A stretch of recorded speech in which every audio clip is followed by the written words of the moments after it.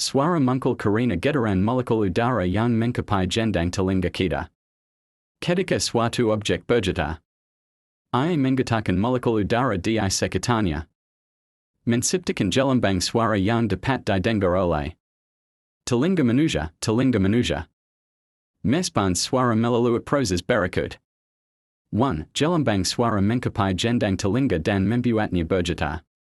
2. Getaran ini diteruskan ke tulang-tulang kesel di tengah telinga, osikal.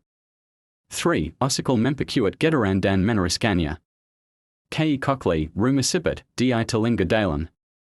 4. Kokli mengubah getaran menjadi sinyal listrik yang dikirim ke otak melalui saraf pendengaran.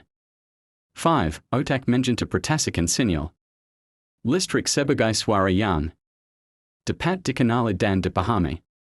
Oke, sekian videonya, jangan lupa like, share, subscribe. Terima kasih sudah menonton video ini.